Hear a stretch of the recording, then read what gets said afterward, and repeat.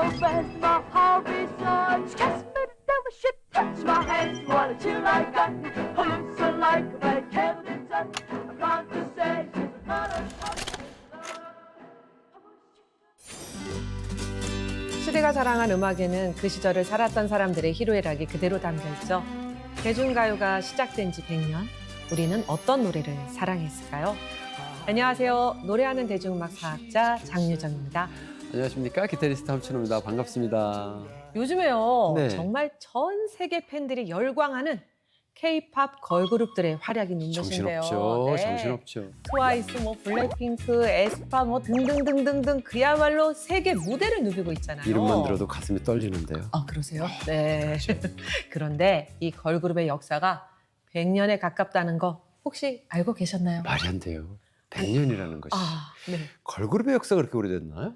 뭐 예전에는 걸그룹이라는 단어를 사용하지 않았던 것 같은데. 그럼요. 그렇죠. 걸그룹이라는 단어가 언론에 처음 등장하는 거는요. 1993년이라고 하는데요. 그러네요. 네. 그 전까지는 팀 이름에 시스터즈? 익숙하네. 그렇죠? 이렇게 이러한 이름들을 붙이는 게 하나의 문화처럼 자리 잡았을 때도 있었습니다. 자매 시스터즈라고 하니까 지금 제 머리를 스쳐가는 몇몇 팀들이 있습니다. 예전에 바니걸즈, 토끼 소녀, 국보자매 이런 국보자매 이런 거 있었어요. 네.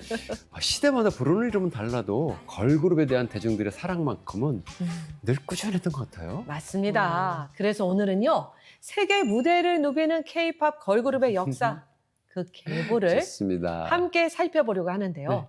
그 이야기를 함께 나눠볼 오늘의 손님이죠. 네. 한국 대중가요 연구소 대표 최규성 씨 모셨습니다. 와, 반갑습니다. 선생님. 네, 안녕하세요. 와. 어서 오십시오. I saw the harbor lights. They only told me we were parting. The same old harbor lights that once brought you to me. 시청자과 시청자분들께 인사 부탁드립니다. 네, 안녕하세요. KBS 어린이 합창단원 시절부터 대중음악을 좋아해서 그런 시절부터 자료를 모아서 이제까지 평생을 수집해온 최규성이라고 합니다. 아, 네. 선생님 이거 화난 거 아니시죠? 긴장해서. 자료하면요. 네. 최규성 선생님을 아, 진짜요? 빼고는 말할 수가 없습니다. 이분이 안 계시면 우리나라 네. 대중음악에 대한 모든 자료들을 맞아요. 네. 제대로 볼 수가 없죠. 맞습니다. 대중음악사 가운데서도요. 특히 걸그룹의 역사를 오래 연구하셨잖아요. 네. 걸그룹을 주제로 한 전시도 하고 또 책도 그렇죠. 내고 걸그룹 역사에 특히 관심을 갖는 이유가 있으신지. 걸그룹은 사실 제가 꼬꼬마 시절부터 어린 시절부터 어쨌든 예쁜 누나들이잖아요. 그때부터 좋아했다 걸 속일 수 없는 거지만 그렇죠. 연구를 시작한 건 참 우연하게 했는데요. 2012년도가 걸그룹 폭발 시대였어요. 맞아요. 그래서 지상파 방송의 인기가요 차트를 보면 1위부터 10위 중에 7, 8팀이 걸그룹이 휩쓸던 예. 시절이거든요. 요즘 MZ세대들이 10대들이 걸그룹의 조상들, 걸그룹의 원조를 핑클 SES 이렇게 얘기를 하는 거예요. 그래서 아니 그러면 그 이전에 내가 좋아했던 그 누님들은 다 뭐가 되시지? 그러니까 우리 대중음악이 어떤 아카이브 정리가 안 돼서 네. 우리가 역사 파편 조각 맞춰가기를 계속하고 있잖아요. 그렇죠.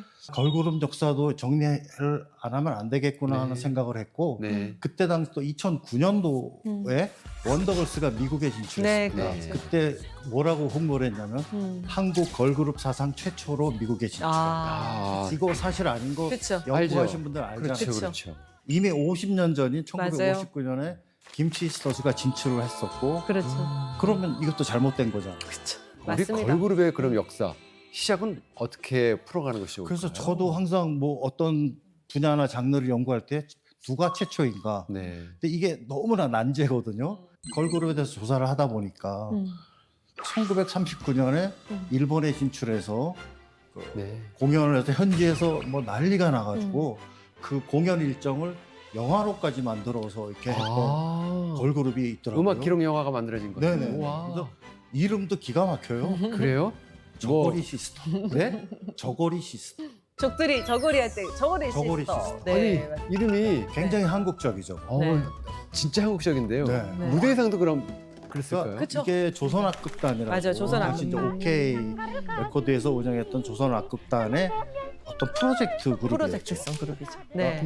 근데 그 저고리 시스터에는 아무나 들어갈 수 있는 게 아니었고 당대 최고들. 저고리 시스터는 1기, 2기로 또 나눠질 정도로 그렇죠. 역사가 방대하고 자료도 그래도 제법 많이 남아 있는 편이더라고요. 네, 선생님 그 저고리 시스터 사진 한번 좀 보여주세요. 오늘 그래서 네. 좀 쭉 귀한 자료를 좀 보여주려고 좀 가지고 왔어요. 야. 오늘 귀한 자료 선생님이 좀 예. 잘 안 꺼내놓거든요. 개봉박두. 제가 요 사진 하나 보여주려고 하는데요. 네. 네. 잡지에 실렸던 네. 광고고요. 네. 이건 39년, 이건 40년인데 뭐가 다르죠? 광고에서는 저고리 한복을 입고 있는데 그렇죠. 김정은 선생님이랑은 서양식 드레스를 입고 있습니다. 네. 이미 이때도 노래에 따라서 민요부터 트로트부터 신민요 거기에 서양 음악까지 이 레퍼토리가 다양했다는 그때마다 또 컨셉에 맞는 의상을 바꿔 입었다는 그렇죠. 이들이 노래만 했던 건 아니고 여기 나왔던 버라이어티 쇼처럼 다 해야 되는 거예요. 춤도 추고 노래도 하고 연극도 하고 이런 그렇죠. 것도 했던 거죠. 요 네. 자료는 그때 일본 현지 언론에 소개됐던 저고리 시스터의 자료를 스크랩한 거거든요. 왼쪽이 이제 저고리 입고 있는 거고 오른쪽이 이난영 선생님. 그렇죠. 이난영. 그러니까 사실 이난영 선생님은 목포의 눈물을 부르고 네. 그냥 옛날 흘러간 가수로 생각하기 쉬운데 네. 좀 재정립돼야 될 거예요. 맞습니다. 네. 한국 걸그룹의 선구자. 선구자야. 대모. 그리고 일반적으로 시스터즈라는 이름을 많이 씁니다. 근데 저고리 시스터라고 이제 명명이 돼서 당시에 불리더라고요. 어쨌든 광고나 그 기사에 맞아요. 시스터라고 명명이기 때문에 우린 그대로 따라야 되는 거고 근데 동의합니다. 2기 때부터는 시스터즈, 시스터스 이렇게 또 네. 30년 되면은 일제강점기 시대잖아요. 네. 저고리 시스터가 대중들에게는 그 의상도 어떤 의미가 있었다고 하는데. 네, 맞습니다. 그 저고리, 족두리 우리 전통 의상인 거잖아요. 네. 그래서 이런 전통 복식을 하고 무대에 선다라는 것은 분명히 의미가 있다라고 뭔가- 생각을 하고요. 당시 저고리 시스터를 다룬 동아일보 기사에서 이렇게 표현을 하거든요. 자주색 끝동의 금색으로 수와 복을, 그러니까 숫자와 복자겠죠. 그걸 수놓은 저고리를 입은 처녀들에게 우리 의상, 아니 조선의 정서가 고이 잠들어 있다. 네. 그래서 그 표현 그대로 저고리 시스터에는 조선의 정서가 그렇네요. 담겨 네. 있던 거고요. 아마 일본인들에게 이러한 정서는 또 이국적인 정서로 다가갔지 않았을까 그런 생각을 해봐요. 조선의 정서를 담았으면은 판소리 뭐 이런 거 무용 전통음악 이런 거 해야 되는 거 아닌가? 네. 저고리 시스터는 그럼 어떤 무대를 한 거예요? 지금으로 얘기하면 뉴웨이브 무대가 아니었을까. 그러면서 뭔가 전통과 어떤 뉴웨이브가 공존했던 네. 그야말로 광범위한 레퍼토리를 소화해낸 버라이어티 쇼를 했던 만능 엔터테인먼트 그렇죠. 이렇게 봐야 되겠죠. 실제로 이제 장세정, 이난영 같은 가수도 있었지만 거기에 홍청자라던가 그렇죠. 네, 이런 무용가들도 같이 있었기 네. 때문에요. 춤과 노래, 연극 이 모든 것들이 다 어우러졌던 와 거죠. 걸그룹의 시초는 대단한 의미가 가지고 있습니다. 맞습니다. 네. 사실 1930년대 네. 그리고 50년대 악극이라고 하는 한국 대중문화 공연이 유행했던 시기거든요. 노래, 네. 춤, 연기, 코미디 이걸 모두 결합한 과자로 치면 종합예술이네. 종합선물 네, 세트. 종합선물 네, 세트네요. 종합 공연이라고 할 수 있는데요. 네. 지금으로 치면 음악 방송에 뮤지컬에 버라이어티 쇼까지 참 무대에 재밌었겠는데. 올렸죠. 네. 어떤 우리는 전통적으로 예술적인 재능을 가지신 분들을 만날 수 있었던 것이 기방에서 만날 수 있었잖아요. 그 기방이라고 하는 것이 권방이 이런 그런 쪽에서 권번에서 이제 만들어지던 거니까 그렇게 재능이 있다고 하더라도 무대에 섰을 때 그 아티스트들을 예술인들을 보는 시각을 여성을 보는 시각이 이쁘지만은 않았을 것 같은데요. 제가 초등학교 들어가기 전까지도 가요를 부르면은 어른들한테 혼났거든요. 아유, 그쵸. 맞았어요. 네. 그러니까 60년대까지도 그 어떤 대중음악, 가요에 대한 인식이 그렇게 좋지가 않았었는데 30년대, 20년 이때는 뭐 더 할 나이도 없는 거죠. 그래서 일반 더 재능이 있던 양갓집 교수라든가 일반인들은 거의 그런 어떤 예능인으로 활동하기 힘들었고 그렇겠습니다. 그 역할을 했던 거가 대부분 그 기생들이라고 봐요. 와, 네. 그러니까 실제로 왕수복이라든가 네. 이용파라든가 네. 뭐 이런 분들이 다 기생 출신들이죠. 맞아. 선우 일선. 맞죠. 보는 시선이 그렇게 좋지 않았을 텐데 음. 그렇게 그럼에도 불구하고 무대에 섰다는 데는 어떤 의미가 있는 걸까요? 일단은 굉장히 무대에 대한 열정과 애정이 있었는데요. 예를 들어서 낭랑자의 멤버 중에 나선교라고 있어요. 네네. 다카라즈카 가가지고 무용을 배워옵니다. 그래서 당시 인터뷰에서 이런 말을 남겨요. 미야카나마, 우리 여자, 특히 소녀들끼리 배운 재주와 힘을 한데 모아서 네. 조선에서는 아직 없는 악극단을 만들어 보겠다. 네. 그래서 일본 거를 갖고 와가지고선요, 그냥 한 게 아니라 우리 전통을 가지고 다시 극화해 보겠다. 그런 의지와 열정이 대단했었어요. 그리고 그때 당시에 네. 사실 그 대중적인 어떤 시각 폄하적인 시선이 있었지만 그분들은 유행에 첨단을 걸으신 네. 분들이에요. 그렇죠.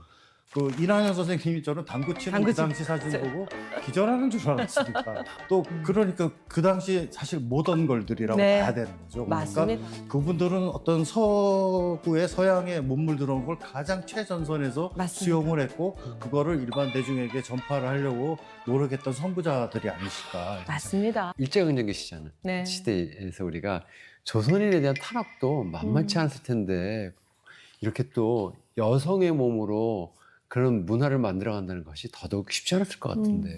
그렇죠. 뭐 여성뿐만 아니고 맞아요. 시계명이라든가 뭐 조선어 못 쓰게 하고 맞아요. 외국 노래 못 나가게 하고 그러니까 40년대로 들어가면서 일본은 일제죠. 네. 일제는 전쟁 준비 돌입하잖아요. 전시 체제로 그렇죠. 돌입하죠. 네. 그래서 사실은 40년대에 들어서 신양악단 시스터즈라고 있었어요. 네. 이거는 일본 군부에서 지원했던. 그래서 여기 만주나 여기 돌아면서 위문 공연들 이런 일들이 나오긴 했지만 어떤 순수한 사랑 노래 뭐 어떤 일반 대중의 그 애환을 달래주는 이런 노래보다는 전쟁을 좀 독려하고 맞아요. 가서 또 군인들의 사기를 북던 이런 그 시대는 또 그런 걸그룹이 맞아요. 필요했던 거죠. 그래서 일제강점기가 끝나고요. 해방 또 한국전쟁, 6.25 전쟁이라는 시대적인 혼란을 겪으면서 우리 대중음악도 새로운 국면을 맞이하거든요. 미8군 무대를 중심으로 미국 이야, 대중문화가 막 밀려 들어오기 들어옵니다. 시작합니다. 그래서 이 시기는 사실 시스터즈들, 즉 걸그룹들에게도 중요한 시기잖아요. 미8군 무대 어떤 곳이었나요?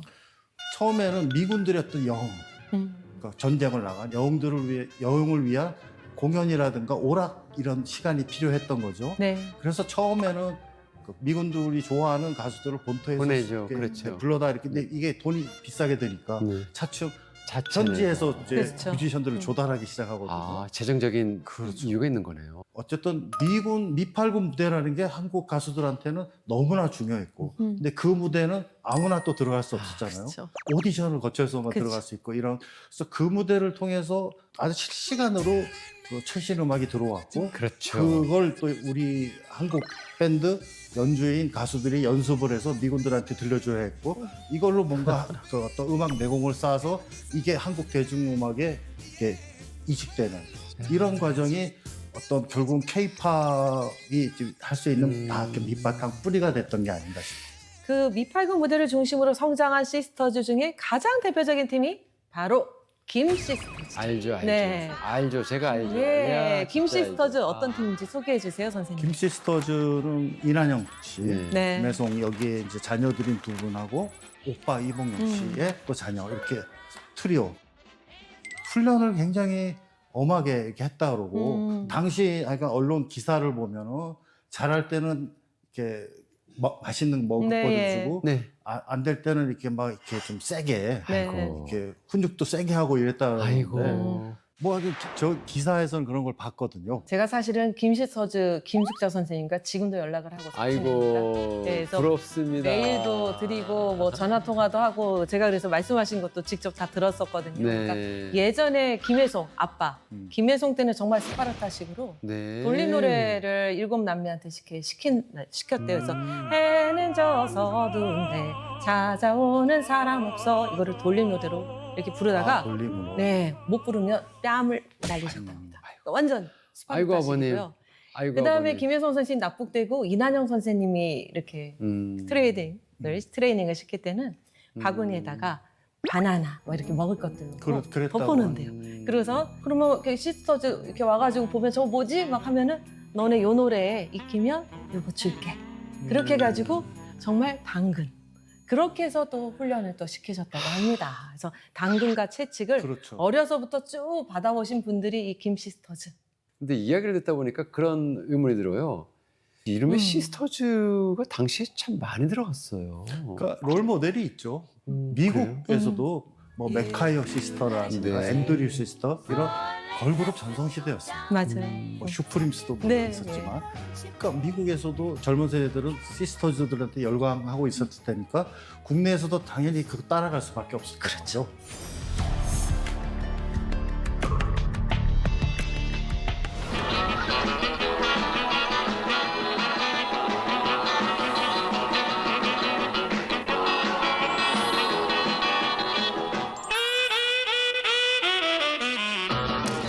사랑도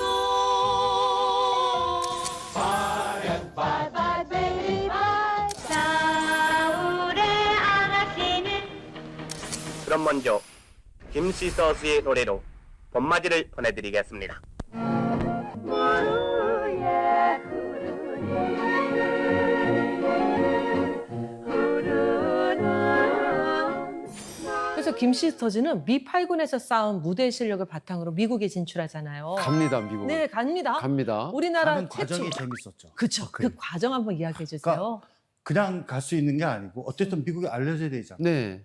톰볼이라는 미국 흥행사가 네. 있는데 네. 아시아에 혹시 공연을 기가 막히게 하고 이런 좀 재능이 있는 이슈가 될 만한 팀이 뭐 있는지. 이렇게 뮤지션이 있을까 해서 동경을 방문했습니다. 동경. 동경을 방문해서 미군 부대 이제 거기서 이제 기웃하고 있는데 한국 주한미군이 이제 휴가를 간 주한미군들이 톰볼한테 한국에 가면 기가 막힌 그 자매 걸그룹인데 무대를 완전 뒤집어 엎는다. 그래서 그 노래 듣고 정말 그래서 바로 서울로 날아와서 네. 무대를 보게 되죠. 그리고 한눈에 반해가지고 그리고 근데 그 당시에는 해외여행 함부로 할 수 없잖아요. 아이고. 이승만 대통령의 맞아요. 허락, 유럽까지 받아가지고 맞습니다. 가게 됐다.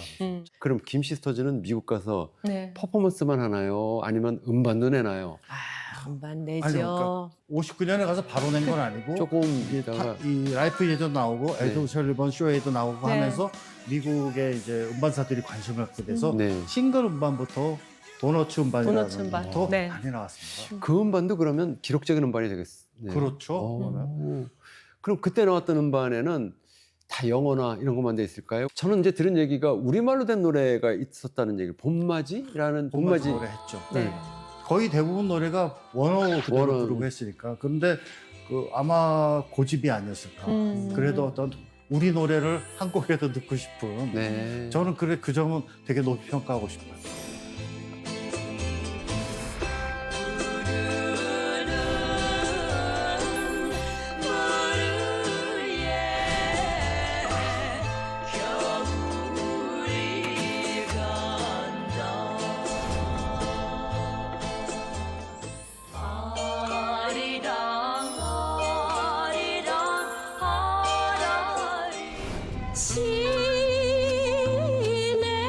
시내가 수양버들 실실이 늘어져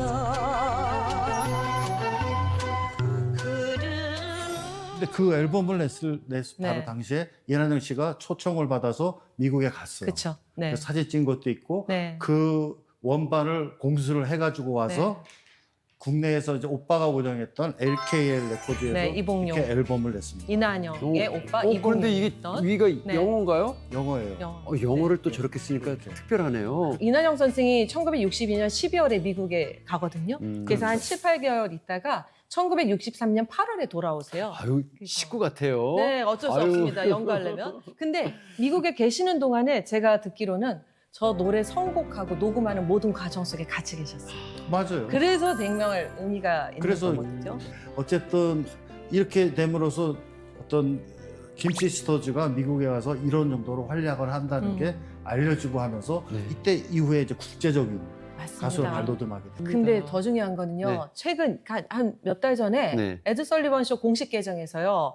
김시스터즈, 김브라더즈의 그 영상이 올라온 거예요. 그래요? 근데 그게 정말 얼마 만에 100만 회를 넘었어요. 그래서 김수작 선생님 메일로 조회수가 네, 조회수가 100만 뷰 넘었다. 그래서 댓글이 700개가 넘게 달렸는데 그걸 읽다가 너무 감동을 받아서 우리 가족의 어떤 DNA가 네. 자부심을 또 느끼게 되고 너무 감사하다. 그걸 메일에 써서 주셨어요.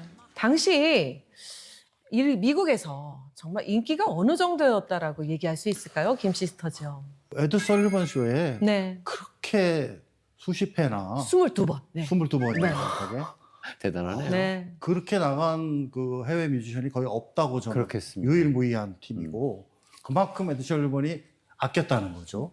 이제 그러면서 공연도 하고 뭐 월드 투어를 맞아요. 다녔으니까 어떻게 네. 보면. 그래서 그 당시에 뭐 몇십만 불 이렇게 해서 세금을 더 어마어마하게 냈을 정도고. 그 당시에. 네. 네네. 그러니까 가장 중요한 거는 사실 라스베가스라는 곳이 어떤 상업주의의 극치잖아요. 그렇죠. 인기 없으면 간판을 안 내밀죠. 69년 자료를 보면 네. 거기에 그 스타더스트 호텔이 네. 네. 그 라스베가스에서는 5성급 초특급 호텔인데 호텔 그 홍보 간판인데 거기에 김 시스터즈 네. 공연한다는 게 있고 아. 심지어는 그때 당시에 69년도에 룸키가 있어요. 맞아요, 와, 맞아요. 세련됐어요. 봤어요. 요즘 네. 같은 룸키예요. 음. 거기에 김 시스터즈가 모델입니다. 맞아요. 네. 저는 깜짝 놀랐어요. 저도요. 그 정도로 김 시스터즈는 동양에서 온 뭐 보석들, 진주들 뭐 이런 식으로 표현했다 그러니까 From Korea, the Kim sisters.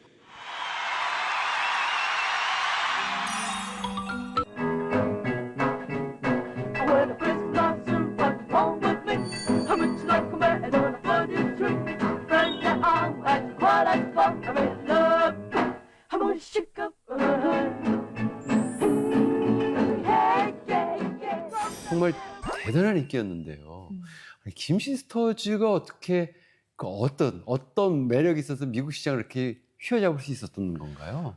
당시로는 미국인들이 이제껏 한 번도 경험하지 못했던 어떤 희소성. 네. 그러니까 한국이란 나라도 잘 모르는데 한국의 뮤지션들은 도대체 어떤 노래일까 보니까 뭐 10여 개의 악기를 각자가 노래에 맞춰서 기가 막히게 하면서 또 화음 기가 막히고 춤 잘 추고 또 끼가 넘쳐서 굉장히 브라이트해. 안 좋아할 수가 없는 거죠. 그렇겠습니다. 또 우리나라 걸그룹들은 일본, 중국 같은 아시아뿐만 아니라 아, 그렇습니다. 네, 더 넓은 해외 무대에서 활동을 한 거잖아요. 그러네. 네. 근데 이렇게 우리나라 걸그룹들이 해외 무대로 자꾸 눈을 돌린 이유가 있을까요? 네. 그때 당시에 어쨌든 해외 무대가 해외에서 요청을 하니까 그리고 국내는 좀 어떤 60년대에 들면서 뭐 경제개발 5개년 계획이 이제 시작되면서 경제가 좀 나아지기 시작했지만 미팔군 무대에 비해서는 일반 무대는 너무나 왜소했죠. 그렇죠. 네. 그러니까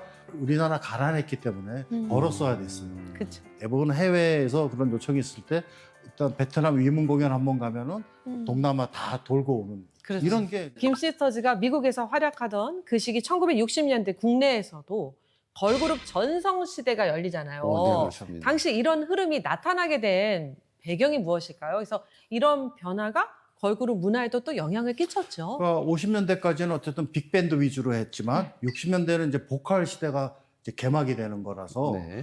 패키지 쇼, 또 뭐 플로어 쇼, 뭐 이런 또 하우스에서 네. 전속 이런 그러니까 미팔군 클럽 내에서도 무대가 많아지기 시작했죠. 네. 그러다 보니까 많은 인원이 필요하고 예. 그러다 보니까 요청하는 클럽이 너무 많으니까 인력이 수요가 많잖아. 그러니까 팀이 많이 만들 수밖에 없는 거고 그게 또 그냥은 안 되니까 네. 처음에 이제 회사도 그걸 전문으로 하는 뭐 화양이라든가 그렇죠. 아, 네, 있어요. 유니버셜. 이런 네.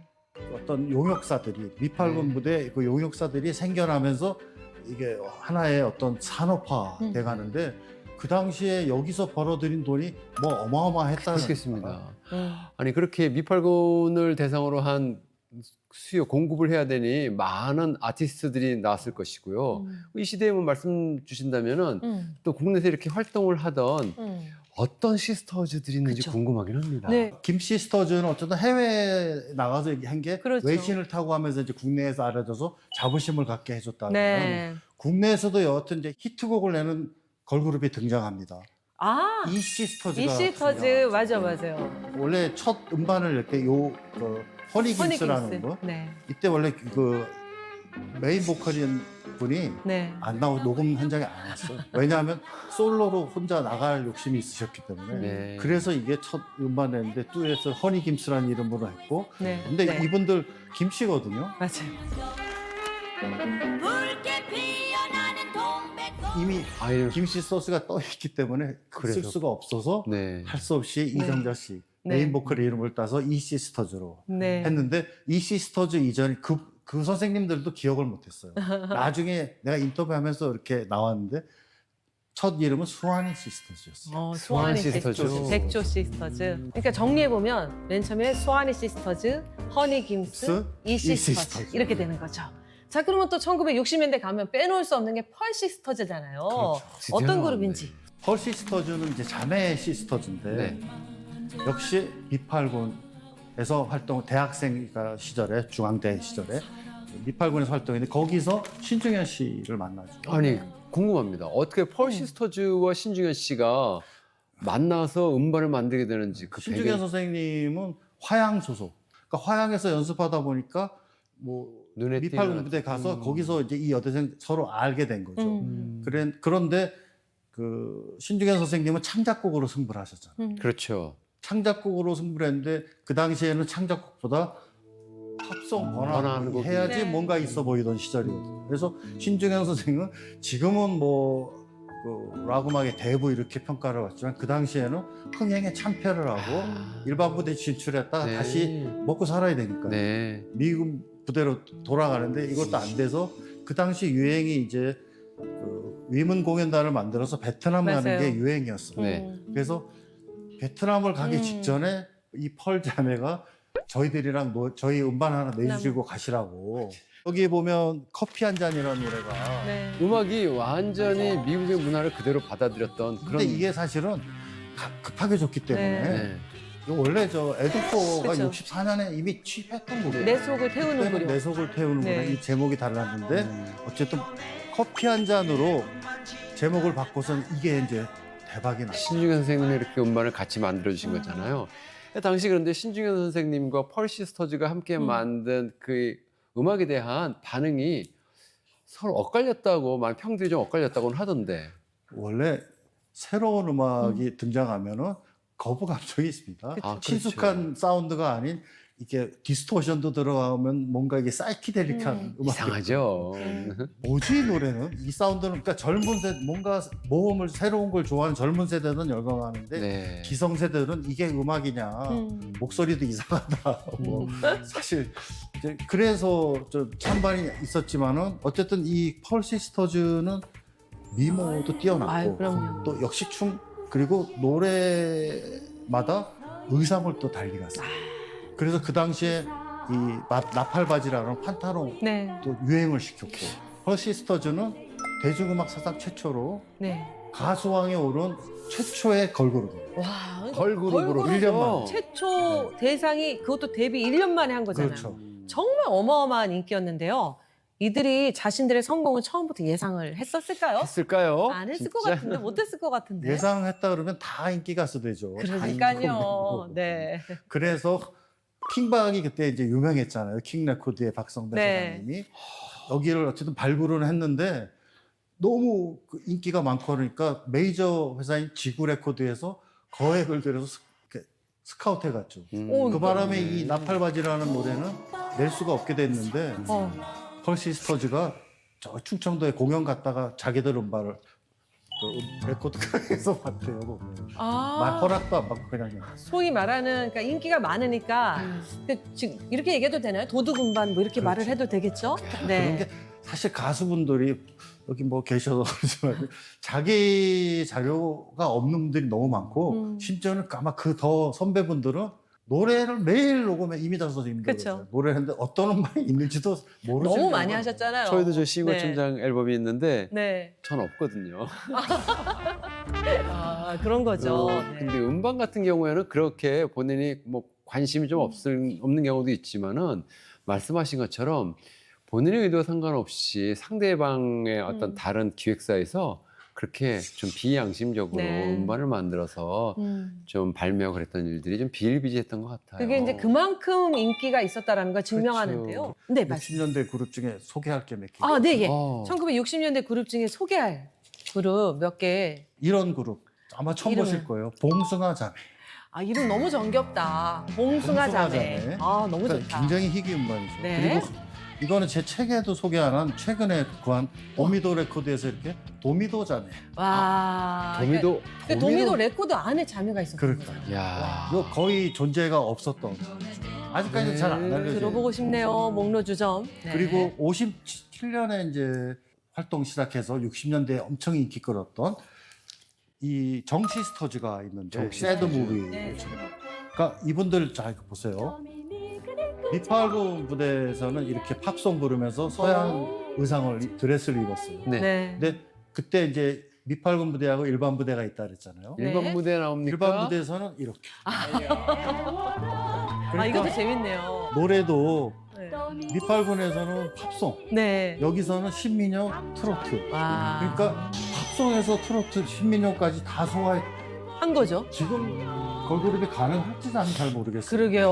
좀, 오. 그런 결과물을 본다면은 당시에 우리 선배님들은 이 재능이 정말 탁월하셨던 대단하죠. 것 같아요. 네. 우리 민족이 음주가무의 민족이 아니겠습니까? 네. 근데 그렇죠. 그리고 이 시기 이제 걸그룹 이야기하면 빼놓을 수 없는 게 의상이잖아요. 1960년대 그 걸그룹의 의상, 문화, 의상 문화 어땠나요? 패션. 네. 일단 화려했죠. 아. 대중가요가 뭔가 이게 의상을, 트렌드를, 네. 유행을 선도한 적이 여러 번 있는데 펄시스터즈는 판타로. 그때 전부 다 이렇게 길거리 그걸 다 휩쓸면서 청소하면서 다녔죠. 네. 당시 대한민국이 그것 때문에 그 덕분에 깨끗해졌다는. 그때 사실은 눈버키 씨를 뺄 수가 없죠. 아유, 그렇죠. 67년도에 미니스커트. 열풍. 야. 근데 이것도 코리안 키튼즈라는 네. 걸그룹으로 걸그룹. 미국에 진출하고 또 저 베트남에 위문 공연 간 영상도 있잖아요. 맞아요. 그거 사실은 그 나갔다 거기 현지에서 뭔가 흐지부지 돼가지고 귀국하시면서 냈던 앨범의 그 서소문 그 고가 네. 거기에 이게 미니스커트 그게 또 난리가 나가지고 어떤 그 역시나 이제 패션쇼를 하게 돼서 우리나라 다 여성들이 미니스커트를 입게 되는. 하여튼 음악이 문화의 어떤 트렌드를 그렇죠. 선도해 나갔던 네. 건 감출 수가 없는 사실인 맞습니다. 것 같습니다. 네. 이 1970년대 접어들면서부터는요. 그렇죠. 이제 TV가 전국의 일반 가정으로 완전히 퍼지잖아요. 그렇죠. TV를 보는 사람들이 많아지니까 자연스럽게 방송 프로그램도 쏟아졌는데요. 1970년대 걸그룹 문화는 어땠나요? 70년대는 일단 60년대 말, 네. 68년에 등장했던 이 펄시스트즈의 영향이 워낙 가수왕을 파급력이 커서 그때부터 쌍둥이 아. 내지는 자매가 그 듀엣으로 하는 게 하나의 그렇군요. 트렌드화 돼가지고 네. 그랬군요. 이후에 뭐 리리 시스터즈도 그렇고 음. 리리 시스터는 성화와 경화 뭐 이렇게 네. 백합자매라고 네. 부르는데 거기 멤버 중에 한 분이 은지원 씨 네. 엄마예요. 맞아요. 네. 이게 뭔가 장르가 다양화됩니다. 음. 요들 뭐 유라고 네. 요들송을 전혀 부르는 그룹도 나오고 그리고 70년대가 포크송 또 포크 전성 시대잖아요. 그렇죠. 그 당시 포크 걸그룹들이 상당히 많아. 현경과 영애부터 캔디 시스터즈부터 네. 해서 그리고 뭐 금비 담비 그리고 두송이 이런 포크는 왠지 그룹보다는 듀오가 잘 어울리는 것 같은 건 왜 그럴까요? 네. 아, 기분 탓일 거야. 듀오 같고. 네. 아. 근데 그 팀들은 학생층에 인기가 많았다면 그렇죠. 여기 빼놓을 수 없죠. 누군가요? 바니걸스. 오, 바니걸스, 토끼소녀. 토끼소녀. 토끼소녀. 바니걸스는 정말 쌍둥이였거든요. 이게 이제 자매에서 쌍둥이로 넘어가는 거예요. 네. 그래서 그 뒤에 뭐 두나 자매도 그렇고 쌍둥이 자매도 쌍둥이로 많이 엄청나게 나오는데. 또 러시를 이뤄요. 그래서 지금까지도 옛날에 자매 시스터 하면은 쌍둥이로 우리가 좀 이렇게 각인돼 있는 맞아요. 이유가 이때 워낙 인기들이 많았어요. 지금 말씀해 주신 대로 쌍둥이 자매들 있지만 저는 70년대 하면 빠질 수 없는 팀이 있죠. 누군가요? 희자매. 와. 네. 희자매는 어떤 음악을 하는 팀이었나요, 선생님? 일단 희자매는 소울도 그렇고 빠른 곡, 느린 곡, 만능이죠. 인순이 씨는 시대를 대표하는 보컬리스트잖아요. 그쵸. 그런데 그렇습니다. 그 피부 색깔이 그러니까 미팔군 병사하고 한국 여성 사이에서 나온 그 혼혈이었기 때문에 네. 일단 그것도 최초. 오. 근데 그 당시에 어떤 유색 그 혼혈에 대한 사회적 시선이 그렇게 좋지 않던 시절이어서 네. 인순이 씨는 그 뭔가 힘든 사회적 편견까지 뛰어넘었어야 됐기 때문에 남들보다 더욱 노력했던 분이 아니신가. 진짜 네. 노력 많이 하시는 맞습니다. 분이세요. 네. 그 희자매를 기획하셨던 분이 한백희 씨라는 분인데요. 그분이 또 굉장히 특이한 분을 또 찾아다녔다고도 하더라고요. 그 그분도 희자매를 가수예요. 만들기 위해서. 네, 맞아요. 음반이 있죠. 예. 네. 근데 얼마나 인기가 많았냐면 희자매가 대한극장에서 리사이트를 해요. 희자매는 이 폭발적인 가창력으로 주목받는 동시에 화려한 비주얼로도 인기를 끌었잖아요. 그렇죠. 음반에서도 네. 저희가 볼 수 있었잖아요. 왜 그러냐면 네. 섹시하면서도 네. 아주 볼륨감이 있고 이래서 네. 뭔가 펄시스터즈 이후에는 걸그룹이 굉장히 비주얼에 신경을 더 쓰게 됐던 네. 계기인 것 같아요. 당시의 문화로 그 희자매의 의상 컨셉을 그대로 방송에도 노출했었던 것도 아주 용감했던 하나의 그 그렇죠. 일이 아닐까 그러네요. 싶어요. 네. 근데 70년대 그룹 중에 사실 바니걸스하고 희자매가 슈퍼그룹이라 양강이라 할 수 있는데 네. 이 팀 한 팀을 꼭 소개하고 싶어요. 음. 사실 71년부터 미팔군에서도 활동했고 음. 그랬는데 이 팀의 메인 보컬리스트가 나미 씨입니다. 남이 나미 씨가 77년, 8년 이때 카나다로 진출해서 현지에서 해피돌스라는 해피돌스. 이름으로 네. 현지에서 앨범을 냈거든요. 올려주시죠. 요 앨범입니다. 아, 이거 오리지널. 예, 맨 쪽에 있는 분이 네. 나미 씨인데 이 앨범도 뭐 너무나 희귀하고 그쵸. 그 연주는 이제 현지에 있는 음. 그 밴드가 했거든요. 그 노래를 기가 막히게 진짜 신중현 씨 노래 봄피 여기 부른 그 곡이 있는데 네. 걸그룹은 음악적이지 않다는 얘기가 있어요. 근데 바니걸스 우주여행이라는 곡이 있거든요. 네. 굉장히 신중현 선생님의 실험적인 곡이잖아요. 네. 그러니까 해피돌스라든가 바니걸스 이런 분들은 음악적으로도 그러니까 사실 걸그룹은 또 단명했어야 되거든요. 네. 예, 그랬죠. 왜냐면 결혼하면은 바로 은퇴였거든요. 맞습니다. 그러다 보니까 걸그룹은 뭔가 음악적인 이런 거하고 상관없는 걸로 알지만 사실은 뭐 대단했다라는 네. 거죠, 네. 선생님. 이런 팀들 어떤 실험적인 맞아요. 음악 그리고 뭔가 굉장히 내공 깊은 음악을 구사했던 팀들도 있었다는 사실. 네. 근데 이렇게 뜨겁던 걸그룹 열기가 1980년대 들어서면 분위기가 좀 달라지잖아요. 어떻게 달라요? 1980년대 걸그룹 어땠어요? 사실 80년대가 대중음악의 르네상스 시대예요. 70년대가 75년 대마초 소위 파동 이후에 네. 중요하신 분들이 다 활동 금지당하잖아요. 중요하신 분들이 좀 쉬셨죠. 네. 많이 쉬셨죠. 네. 그래서 걸그룹들은 대부분 그때부터 각광받았던 게 대학가요제거든요. 그렇죠. 대학가요제를 통해서 걸그룹이 참 많이 나왔어요. 근데 여기는 순수 아마추어리즘이기 때문에 프로로 활동 안 한 분들이 많았고 그 대신 또 락 전성시대가 80년대에 또 열렸잖아요. 팝 그리고 심지어는 뭐 운동가요, 가요도 차트에 들어갔던 식으로 뭔가 다양했지만 상대적으로 걸그룹은 그 주목을 좀 덜 받았던 또 보이그룹들의 득세가 워낙 또 심했고 네. 전통적으로 그랬어요. 네. 그렇죠. 그러니까 1980년대가 그러니까 대중음악사의 대중음악으로는 전성기였으나 그렇죠. 네. 걸그룹은 침체기였다는 건데요. 네. 한동안 이렇게 침체기를 겪었던 걸그룹 문화가 1990년대 후반부터 활기를 되찾습니다. 제가 있습니다 네. 거기. 거기 걸그룹입니까? 걸그룹의 그 음반 참여에 드디어 제가 우와. 투입되기 시작합니다. 그러면 핑클, SS, 베이비복스 다 했습니다. 와. 와 이런 분과 제가 진행을 아닙니다. 합니다. 영광입니다 제가. 와. 네. 진짜. 정말 이렇게 많은 걸그룹이 등장한 건데요. 네. 뭐 요정 같은 콘셉트의 걸그룹들을 시작으로 해서 2000년대 또 2010년대를 거치면서 원더걸스, 소녀시대, 뭐 에스파, 지금의 뭐 블랙핑크, 뭐 아이원, 뭐 이름만 들어도 행복합니다. 네, 아. 한류의 흐름을 타고 전성기를 맞이한 걸그룹들은 네. 오늘날 K-팝을 이끄는 중심이 됩니다. 맞습니다. 네. 네가 잘난 일색이냐 너의 부모도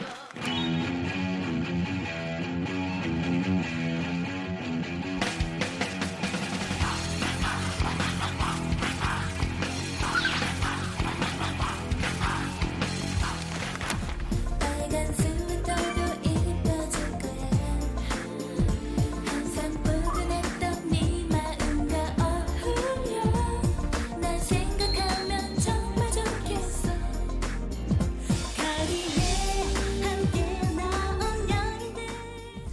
연가 요쯤 되면 이번 시즌 특별한 코너 해야죠.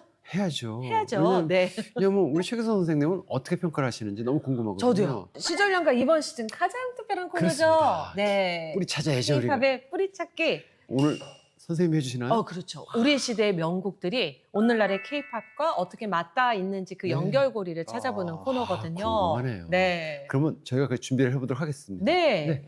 자, 지금부터 준비를 해볼까요, 선생님? 뭘 네. 하는 거죠? 이제 그러면 곤란하다고 말씀드리고 싶어요. 우리가 오늘 이야기를 들으면서 네. 걸그룹 문화의 특징이라고 생각했던 것들이 1930년대부터라고 하니까 그렇죠. 네. 되게 정말 놀라웠거든요. 음. 과거의 시스터즈들이라고 불리는 걸그룹의 형태와 지금의 어떤 걸그룹의 형태가 다른 점을 평론가적인 관점에서 본다면 어떤 부분이 사실 다를까요? 과거에는 뭐 시작은 5, 6인조 네. 그렇지만 그 뒤에는 대부분 트리오라든가 듀엣이 많았어요. 네. 물론 62년에 그 보이 밴드보다 더 먼저 결성했던 블루리본이라는 네. 예. 명정당. 사실 소녀시대가 9인조잖아요. 네. 근데 소녀시대보다 훨씬 앞선 네. 62년도에 9인조 걸그룹이 있었는데 와. 사실은 처음에는 다 2, 3인조 이렇게 단촐한 구성이었는데 네. 이후에는 훈련된 정말 캐릭터가 다 그렇겠죠. 다른 그 인원수가 많은 걸그룹들이 최근의 어떤 흐름인 거예요. 네. 네. 근데 이렇게 긴 역사를 가졌는데도 네. 그 걸그룹이 대중음악사에서 제대로 조명받지 못했던 것 같아요. 맞습니다. 2012년 이후부터 이제 걸그룹이 비로소 평가를 받기 시작했던 네. 거고 그 역사도 그때가 돼서야 이제 정리하기 시작된 거잖아요. 맞아요. 이렇게 말씀 주시는 거 들어보니까 지금이 걸그룹 전성기가 다시 왔다. 그렇죠. 그런 느낌이 듭니다. 네. 근데 100년 전 시스터즈들과 연결해서 보면은 지금 K-팝 이 걸그룹이 세계를 주도하고 있다고 보여지거든요. 네. 그 이유가 궁금하긴 해요. 평론가는 어떻게 생각하시는지. 일단 비주얼과 음악적 그 컨텐츠의 우수성 그리고 어떤 구성 그러니까 어떤 그런 게 한국인들이 타고난 게 아닌가. 그 걸그룹들만 잘해서도 아닐 것이고 그 뒤에서 뭔가 훈련에 도와주고 올라가는 의상 하나 또 메이크업 하나 도와주신 그 모든 그런 게 한국인들의 뭔가 이 끼나 어떤 그런 어떤 자체의 어떤 재질이 진짜 신기해요. 우수한 게 아닌가. 말씀 주시니까 메이크업도 이 아티스트 메이크업을 너무 잘해주니까 네. K-뷰티가 또 뜨잖아요. 그렇죠. 그렇죠. 의상이 또 이 K 컨텐츠들이 한국 외국에서 뜨는 맞습니다. 야 음악 하나가 정말 대한민국의 문화를 세계에 알리고 있습니다. 어마어마하게 어마- 다른 그 파급 효과가 있는 거죠. 네. 사실 K-팝이 오래가지 못할 거라는 우려도 많지만 어쨌든 워낙 가지고 있는 그 재능들이 뛰어나기 때문에 계속해서 좋은 컨텐츠의 작품들이 나오잖아요. 그렇죠. 네. 이게 그냥 무시할 수 없는 거예요. 선생님도 맞습니다. 그러셨겠지만은 진짜 이 K-팝이라는 어떤 장르라고 하기엔 좀 애매하지만 그런 카테고리가 나왔을 때 많은 전문가들의 우려 섞인 목소리가 있었거든요. 그렇죠. 그래서 지금은 너무너무 잘해주고 있고 더 나아가서는 그런 문화가 세계 이 글로벌 문화의 중심이 되어가고 있다는 것에 대해서는 고맙기도 하고 감사하기도 하고 건강하게 더 잘 컸으면 하는 바람이 있습니다. 네. 그래서 우리가 K-팝의 계보를 찾아야죠. 이 즈음에 한번 찾아보는 시간을 마련해보면 네. 좋겠습니다. 네. 1930년대 저고래 시스터, 뭐 그전에 뭐 낭낭자도 있었고요. 오늘날 K-팝 걸그룹까지 그 흐름 속에서 대단합니다. 네. 100년. 이야. 최초로 미국에 진출하면서 걸그룹 역사의 분기점이 된 팀, 바로 김 시스터즈인데요. 김 시스터즈는요, 우리 한국 대중음악 역사 속에 어디쯤 놓일 수 있을까요? 네. 궁금하네요. 최초의 네. 댄스 걸그룹 아니었을까? 어떻게 아닌가? 보세요? 어떻게 보세요, 선생님? 댄스는 저고리 시스터도 어쨌든 했죠. 아, 네. 그래요? 가장 어떤 대중음악 사적으로 그 공헌한 거는 해외 팝을 그렇죠. 이렇게 번안하거나 네. 계속 한국 대중에게 팝에 이렇게 매력적이라는 음악이 있다는 거를 전도했던 어떤 메신저로서의 역할이 굉장히 선구적이었다고 생각해요. 네, 그럼 자, 한번 뿌리를 붙여주시죠. 찾아주시죠. 네. 어디에 붙이나요? 어디 붙이시나요? 정성스럽게. 네. 와.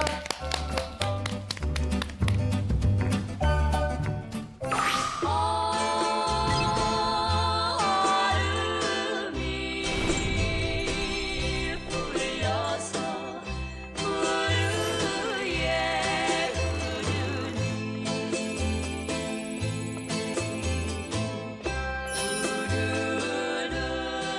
어느덧 마무리할 시간인데요. 벌써요. 네. 최규성 선생님 오늘 진짜 저 음반들 다 들고 오시고 이분이 이렇게까지 하지 않으신데 약간 네. 속상하긴 해요. 왜요? 제가 방송할 때는 안 들고 오셨거든요. 아, 그리고 저 때문에 들고 오셨구나. 아, 근데 이 대목에서 노코멘트. 제가 아는 바가 없으니까. 아니, 저희는 오늘 너무 유익했잖아요. 아, 너무 선생님 유익했고요. 어떠셨어요? 네, 어떠셨어요? 뭐 사실 이게 어떤 뿌리 찾기 하는 작업이 고단한 일이죠. 보면 항상 그 또 다른 팩트가 있을까 걱정도 되고 그런 건데 열심히 해주시는 모습 보고 저도 일조해드리고 싶은 마음으로 그냥 정말 감사합니다. 즐거웠어요. 네, 네. 저도 아, 즐거웠습니다. 네. 저희도. 네. 저는 오늘 그 잊혀진 역사들에 대해서 한번 생각해봤고요. 중요한 이야기들은 누군가 보관하고 기록하지 않으면 결국 잊히기 마련이거든요. 근데 오늘 선생님이 계셔가지고 걸그룹의 이야기를 담아서 정리해 오신 것처럼 저희 시절연가도 한 시대의 음악을 오래도록 기억하기 위한 작업을 하고 있다는 생각에 가슴이 뿌듯해집니다. 네, 맞습니다. 1930년대 어떻게 보면 눈초리를 받으면서 네. 무대에 올랐던 그 시스터즈들은요. 네. 자신이 걸었던 그 길이 갑자기 좀 울컥하는데 맞아요. 100년 뒤 전 세계를 뒤흔드는 걸그룹의 뿌리가 될 거라고는 아마 상상도 못했을 거예요. 대단합니다. 네, 그래서 작은 시도, 작은 변화가 차곡차곡 쌓여서 큰 나무가 된다는 것을 오늘 또 한 번 생각해 본 네, 시간이었습니다. 그렇습니다. 선생님 오늘 함께 해주셔서 진심으로 감사드리고요. 네, 저희는 다음 이 시간에 다시 찾아뵙겠습니다. 감사합니다. 감사합니다.